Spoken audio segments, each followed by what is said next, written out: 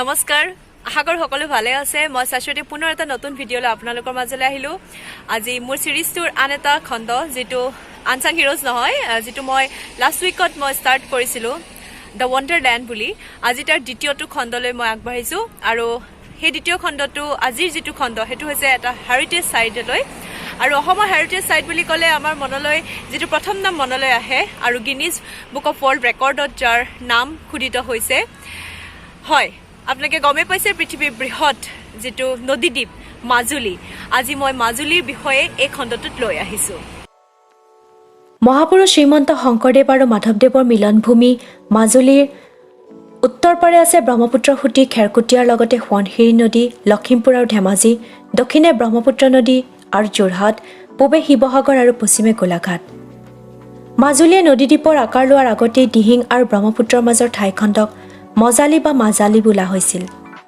সাহিত্যাচাৰ্য অতুল চন্দ্ৰ হাজৰিকাদেৱে মাজুলীৰ সন্ধি ভাঙি মা মানে লক্ষ্মী আৰু জুলি মানে জুলুঙা বা ভঁৰাল বুলি দেখুৱাইছিল যাৰ অৰ্থ সত্যে মত্যে নদন ব্ৰদন অৱস্থা 2016 চনত মাজুলী জিলা হিচাপে প্ৰতিষ্ঠিত হৈছে লোকসংস্কৃতিৰ দিশৰ পৰা মাজুলী অতীজৰে পৰা চহকী সত্ৰীয়া সংস্কৃতিৰ চৰ্চা মাজুলীৰ মূল আকৰ্ষণ বিভিন্ন জনগোষ্ঠীৰ মিলনে মাজুলীৰ সংস্কৃতিক এক স্বকীয় ৰূপ দিছে মিচিং গাঁৱৰ ঐতিহ্যও নুই কৰিব নোৱাৰি মাজুলী বুলি ক'লে বৈষ্ণৱ সংস্কৃতিৰ কথা মনলৈ আহে আৰু লগতে আমাৰ যি মুখা শিল্প ইতিমধ্যে মই দুটা খণ্ডত মই মুখা শিল্পৰ কথা উল্লেখ কৰিছোঁ সেই মুখা শিল্পৰ কথাও মনলৈ আহে গতিকে মাজুলী অকল বৈষ্ণৱ সংস্কৃতিয়ে নহয় ইয়াত বিভিন্ন জাতি জনজাতিৰো এক মিলন ভূমি বুলি ক'ব পাৰি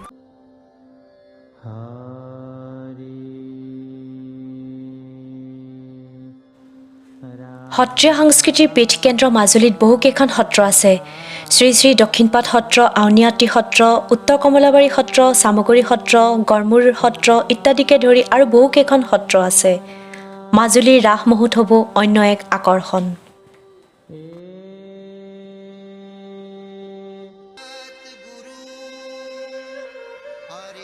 গুৰুজনাৰ এই আদৰ্শ এই চৰ্চা এতিয়া অকল মাজুলী বা অসম বুলিয়ে নহয় ভাৰতৰ বিভিন্ন ঠাই আৰু ভাৰতৰ বাহিৰতো ইয়াৰ চৰ্চা হৈ আছে গতিকে ই আমাৰ কাৰণে গৌৰৱ north east India folklore and cultural ভাইবছে মণিপুৰৰ বিখ্যাত চাংঘাই ফেষ্টিভেলত এই সত্ৰীয়া সংস্কৃতিৰ গোটেই পৃথিৱীৰ আগত দাঙি ধৰিবলৈ চেষ্টা কৰিছিল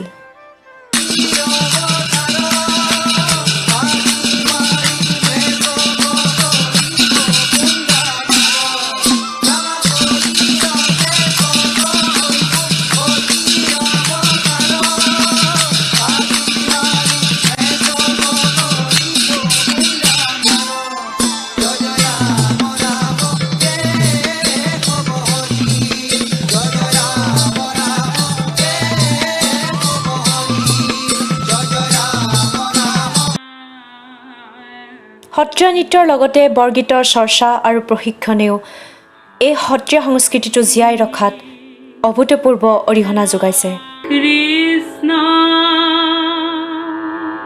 শংকৰ গুৰু হৰি মুখা শিল্প বুলি ক'লে আমাৰ চামগুৰি সত্ৰৰ কথা প্ৰথমতে মনলৈ আহে ইতিমধ্যে ডক্টৰ হেমচন্দ্ৰ গোস্বামীৰ বিষয়ে মই আগতে এটা খণ্ডত উল্লেখ কৰিছিলোঁ মই পুনৰ কৈছোঁ যে মাজুলী মুখা শিল্পক বিশ্ব দৰবাৰত প্ৰতিষ্ঠিত কৰাত তেখেতৰ বহুতখিনি অৱদান আছে আৰু ইতিমধ্যে ময়ো লাষ্ট এপিছ'ডত মই উল্লেখ কৰিছিলোঁ লাষ্ট এপিছ'ড মানে মোৰ যিটো লাষ্ট ভ্লগৰ কথা কৈছোঁ মই ইণ্ডোনেছিয়াৰ যিটো ভ্লগ দিছিলোঁ মই মাজুলীৰ মুখা শিল্পৰ ওপৰতে কাম কৰি পেলাই মই ইণ্ডোনেছিয়াত মুখা শিল্পক প্ৰতিষ্ঠিত কৰাত মই চেষ্টা কৰিছিলোঁ আৰু মই ছাজেশ্যনত পুনৰ উল্লেখ কৰিছোঁ মই মাজুলীৰ যিখন ডকুমেণ্টাৰী মই নিৰ্মাণ কৰিছিলোঁ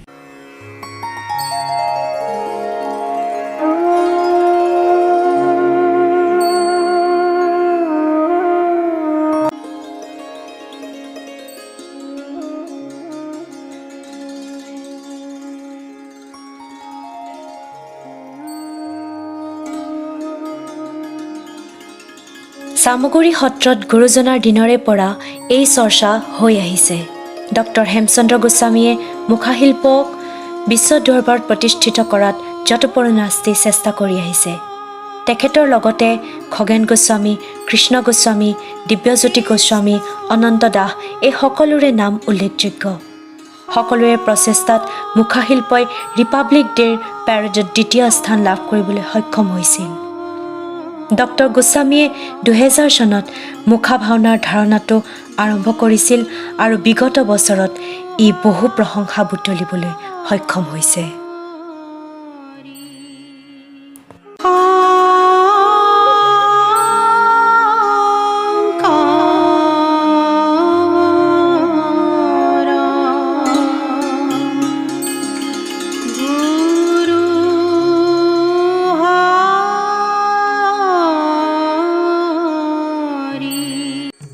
মুখাশিল্পই সকলোৰে ভূয়সী প্ৰশংসা বুটলিবলৈ সক্ষম হৈছে। প্ৰতি বছৰে বহু দেশৰ পৰা বিদেশী পৰ্যটক আহি এই নতুন চামগুৰি সত্ৰত আহি পেলাই নিজকে ধন্য মানে।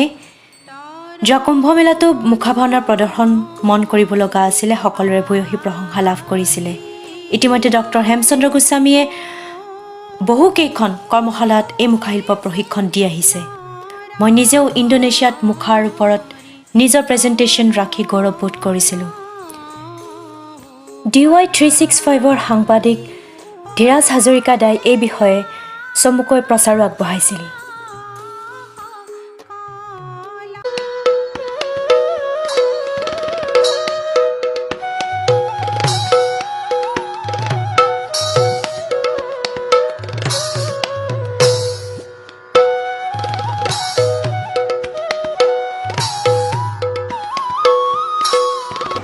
সৃষ্টি অবিহনে কোনো বস্তু জীয়াই নাথাকে, সৃষ্টি লাগিব।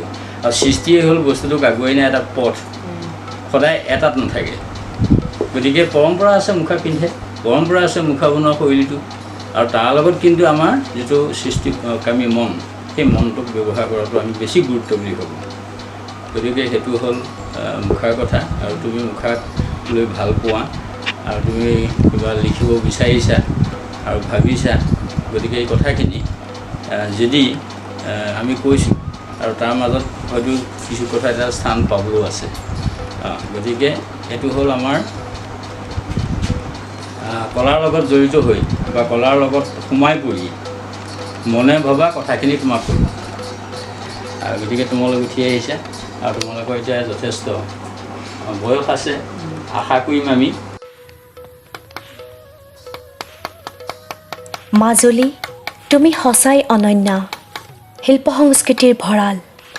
সত্ৰীয়া সংস্কৃতিৰ চৰ্চা, গীত, মাত, নৃত্য, মুখাশিল্প, ভাস্কৰ্য চৰ্চা, চিত্ৰপট অংকন, এই সকলোখিনি দিশতেই মাজুলীৰ নাম যুগ যুগান্তৰলৈ শাশ্বত হৈ থাকিব, এই আশা।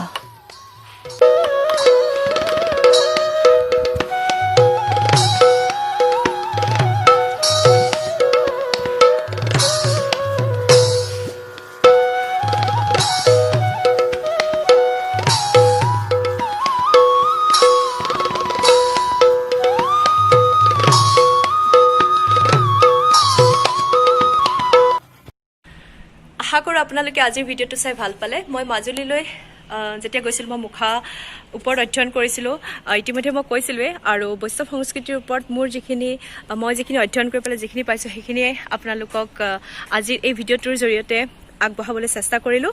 আশা কৰোঁ ভাল পাইছে। কমেণ্ট কৰিব, লাইক কৰিব, ভিডিঅ'টো শ্বেয়াৰ কৰিবলৈ নাপাহৰিব।